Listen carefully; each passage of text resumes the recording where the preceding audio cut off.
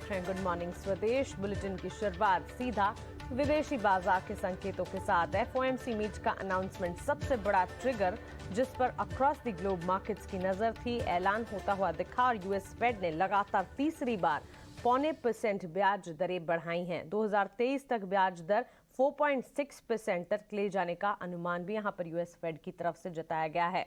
एक तरह से इन्फ्लेशन को टेम करने की कोशिश है, जिसके चलते यहां पर लगातार ब्याज दरों में बढ़ोतरी होती हुई दिख रही है। आपके टीवी स्क्रीन पर आप देख रहे हैं जिस तरह से जेरोम पॉवेल ने अपने बयान दिए और साथ ही लगातार तीसरी बार ब्याज दरों में बढ़ोतरी की। फेड दरें 3 से 3.25% की रेंज में 2008 के बाद ये सबसे ज्यादा लेवल्स है जो कि आप देख पा रहे हैं।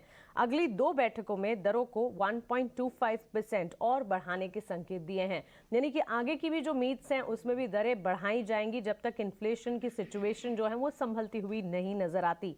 यूएस में 2023 में ब्याज दरें 4.6% तक जाने के संकेत हैं। साथ ही 2024 तक ब्याज दरों के ट्रेंड में कटौती आने के संकेत नहीं नजर आ रहे हैं। लगातार ब्याज दरें बढ़ती दिखेंगी। 2022 में जीडीपी ग्रोथ जो है वो घटकर 0.2% रहने का अनुमान जताया गया है और साथ ही 2023 में जीडीपी ग्रोथ के डेटा जो है 1.8% रहने का यहां पर अनुमान जताया गया है। एक बार आपके टीवी स्क्रीन पर आएगा जिसमें हम लगातार दरों में बढ़ोतरी का ट्रेंड आपको दिखा रहे हैं। मार्च से लेकर सितंबर तक ब्याज दरों में बढ़ोतरी का ट्रेंड अगर आप देखेंगे, लगातार तीसरी बार यह है कि 75 बेसिस पॉइंट्स की ब्याज दरों में बढ़ोतरी हुई है। उससे पहले मार्च में हमने 25 बेसिस पॉइंट्स की बढ़ोतरी देखी थी और मई में करीब 50 बेसिस पॉइंट्स की बढ़ोतरी यहां पर देखने को मिली थी और अब जो ट्रेंड है वो 75 बेसिस पॉइंट्स तक 75 बेसिस पॉइंट्स तक डाइजेस्टेबल था, लेकिन 1% ब्याज दरों में बढ़ोतरी की बातें भी कही जा रही थी जो कि यहां नहीं दिखा। लेकिन सेंटिमेंट्स ये जो ब्याज दरों में बढ़ोतरी आई है उसके अक्रॉस द ग्लोब मार्केट्स में जरूर नजर आए हैं। क्विकली आपको बता देते हैं फेड चेयरमैन जेरोम पॉवेल का बयान क्या रहा। उनका ये कहना था कि महंगाई को 2% तक ले जाने के लिए फेड जो है वो लगातार प्रतिबद्ध है और इसके लिए कई सारे कदम वो उठा रहे हैं। महंगाई पर काबू आने तक दरों में बढ़ोतरी की जाएगी। जैक्सन होल के बाद उनका रुख जो है वो बिल्कुल नहीं बदला और ग्रोथ में धीमेपन के बावजूद लेबर मार्केट जो है वो मजबूत नजर आ रही है। कीमतों में कमी आने से ठोस संकेतों पर खास तौर से नजर रहेगा। हमने आपको लगातार बताया कि ब्याज दरों में 75 बेसिस पॉइंट्स की बढ़ोतरी जो होने जा रही है ये एक्सपेक्टेड है, लेकिन फेड की तरफ से कमेंट्री क्या आती है इस पर खास नजर होगी। मोटे तौर पर 2 चीजें निकल कर आई कि ब्याज दरों में जब तक इन्फ्लेशन की सिचुएशन ठीक नहीं होती बढ़ोतरी का ट्रेंड जारी रहेगा और साथ ही 75 बेसिस पॉइंट्स की बढ़ोतरी हुई, लेकिन आने वाली जो 2 बैठकें होंगी इसमें ऑलमोस्ट 1.25% की बढ़ोतरी यहां पर होती हुई दिख सकती है। अब आइए क्विकली ग्लोबल मार्केट सेटअप समझ लेते हैं। ब्याज दरों में बढ़ोतरी के बाद हमने देखा इनफैक्ट फेड अनाउंसमेंट से ठीक पहले ही कल अमेरिकन मार्केट्स में बिकवाली का दबाव था और इस अनाउंसमेंट के बाद भी लाल निशान के साथ बिकवाली ही नजर आई। डाउ, एसएनपी और नैस्डैक में हमने देखा बिकवाली के साथ इनफैक्ट 500 अंकों की गिरावट डाउ में, नैस्डैक 200 अंकों की बिकवाली और साथ ही एसएनपी में भी हमने देखा करीब 1.5 से 2% की गिरावट के साथ ट्रेंड नजर आया।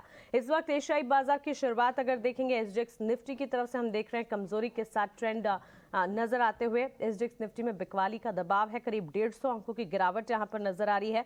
कमोडिटी मार्केट्स के संकेत देखें, फेड की बैठक के बाद क्रूड कीमतों में हमने कमजोरी देखी है। $90 बैरल के आसपास ब्रेंट क्रूड ट्रेड करता हुआ और घरेलू बाजार में भी संकेत जो है वो कमजोर ही नजर आ रहे हैं। बुलियन मार्केट सोने में हल्की सी तेजी इस वक्त आप देखेंगे $1670 के लेवल्स के आसपास।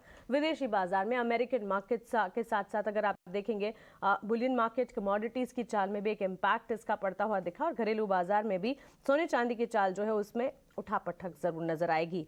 बाजार के लिए अन्य संकेत की अगर बात करें, डॉलर इंडेक्स बढ़ी है 111 के लेवल्स के आसपास। 10 साल के यूएस बॉन्ड डील जो है वो फिर बढ़कर 3.64% पर रहे। 2 साल की बॉन्ड डील बढ़कर 4% पर आती हुई दिखी है। तो एक बड़ी अनाउंसमेंट आती हुई दिखी और उसका इम्पैक्ट है जो कि इस वक्त विदेशी बाजार पर पड़ता हुआ दिखा है।